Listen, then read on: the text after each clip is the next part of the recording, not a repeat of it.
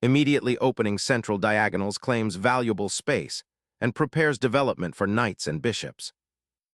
Instantly contesting the center, this Sicilian defense creates asymmetrical pawn structures, paving the way for dynamic, unbalanced positions. Developing the knight to its natural square prepares central pawn advances and exerts early pressure on the king side. Bolstering the central pawn and preparing for a flexible setup, this pawn advance aims to contest the e4 square and hinder white's development. Unlocking the center with this pawn thrust immediately challenges black's space and opens lines for rapid piece development. Opening the central c-file for immediate counterplay against white's pawn structure.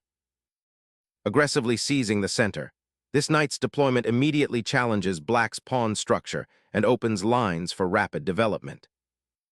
Developing a knight to its natural outpost, this move contests white's central pawn and prepares to castle, fostering dynamic counterplay.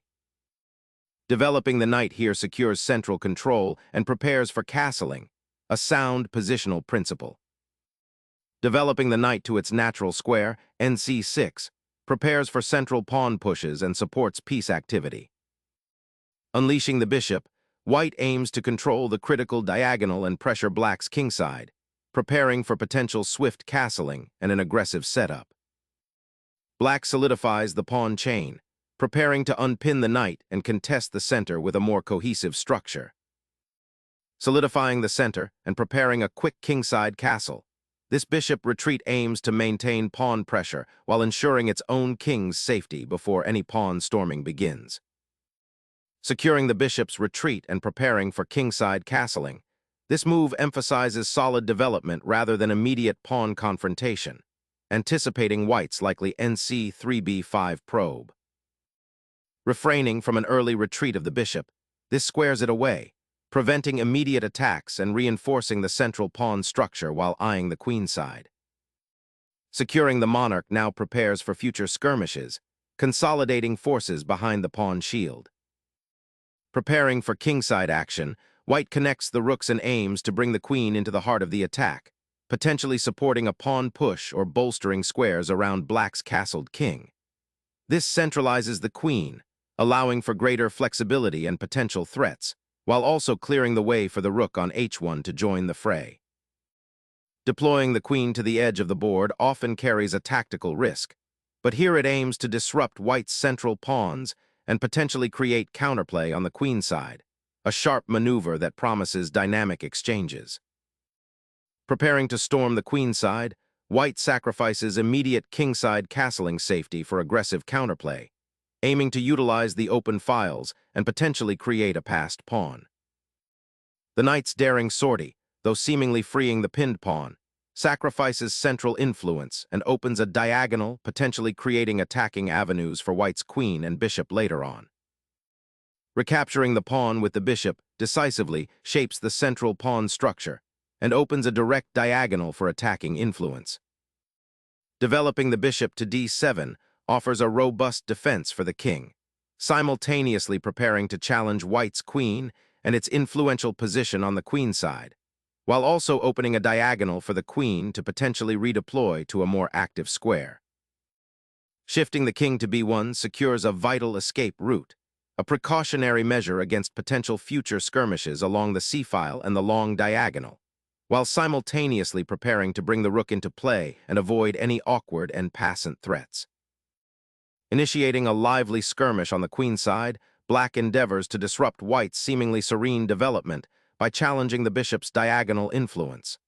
This maneuver creates immediate dynamic tension, potentially forcing white to react defensively and opening avenues for black's pieces to engage. It's a bold statement, seeking to seize initiative through active counterplay. A bold gambit for kingside space and initiative, this thrust aims to destabilize black's pawn structure and open lines towards the enemy monarch, accepting a slight long-term weakening on the e4 square in exchange for dynamic potential. Committing the rooks to the open files, black endeavors to generate counterplay on the d-file, potentially challenging white's centralized kingside battery and preparing for pawn advances. Reinforcing the d4 pawn and preparing a potential kingside expansion, This maneuver aims to solidify white's central presence and offer the rook a more active diagonal on the f-file.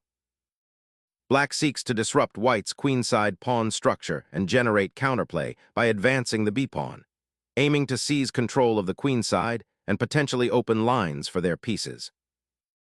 Unleashing a bold pawn storm, white seeks to pry open the kingside, aiming to exploit the potential for immediate threats against black's monarch. Black boldly challenges white's pawn structure by pushing the b-pawn, aiming to disrupt white's queenside harmony and potentially open lines for their own pieces, creating a dynamic imbalance on the board. Unlocking the kingside with a sharp pawn thrust creates immediate disarray in black's camp, forcing a difficult decision regarding material versus positional pressure. A fascinating exchange unfolding on the queenside. Black embraces the tactical opportunity to shatter white's central pawn structure in exchange for a momentarily exposed king, potentially opening critical lines for counterplay down the b-file.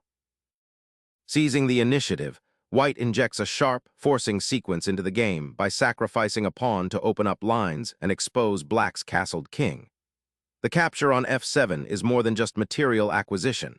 It's a calculated risk aimed at dismantling black's defensive structure and creating immediate attacking potential against the vulnerable monarch. This gambit seeks to leverage the open files and diagonals that will soon arise, potentially leading to a swift checkmate or significant material advantage if black missteps in their defense. The black king voluntarily retreats from the f-file's potential danger zone, a sound defensive instinct to avoid immediate confrontation, but it simultaneously surrenders crucial squares and potentially delays the development of a coherent defensive structure. Suddenly, the rook sprints into the fray, aiming to exploit the exposed king and create a decisive battery along the f-file. Black's queen reclaims a vital outpost, disrupting white's pawn structure and simultaneously preparing to potentially exploit the weakened dark squares around the white king. Reclaiming the initiative, white repositions the queen to support a potential pawn push and prepare for activity on the kingside, aiming to untangle pieces and find a role for the queen beyond its defensive duties. The rook on f5 now finds itself in a precarious position, its defensive purpose significantly diminished by this knight's daring sortie. Black cleverly exploits the diagonal pressure, forcing white to address a sudden material imbalance and opening avenues for a more dynamic counterplay. Unlocking the queenside is the primary objective, aiming to create counterplay and disrupt black's already precarious structure. The queenside pawn structure is fractured, and black's queen, having repositioned, now eyes the d4 knight, a seemingly active but potentially isolated piece if white can consolidate. Instigating a crucial pawn storm, white aims to break through the pawn shield protecting black's monarch, creating immediate attacking opportunities along the weakened kingside. The black bishop aggressively swings to the queenside flank, aiming to disrupt white's rook on a1 and potentially exchange itself for the active knight on d4, seeking to simplify the position and alleviate some of the pressure on the d-file. Unlocking the center, this queen repositioning aims to exploit the vulnerable diagonal and create immediate threats against the enemy monarch. Recapturing the bishop with the bishop immediately reestablishes a defensive pawn shield around the castled king, but it also creates a target on the light squares and allows white's queen to step into a more aggressive central position. The immediate pressure on the d-pawn, while seemingly natural, might be overlooking the potential for white to exploit the now open kingside diagonals and the weakened structure. Consider how this piece placement might invite further central pawn pushes or exchanges that could compromise your queenside pawn majority. A bold sacrifice, this rook lift aims to rip open lines around the black king by creating immediate threats and disrupting black's defensive structure. It's a sharp gambit, gambling on the initiative and the potential for a swift mating attack to compensate for the material deficit.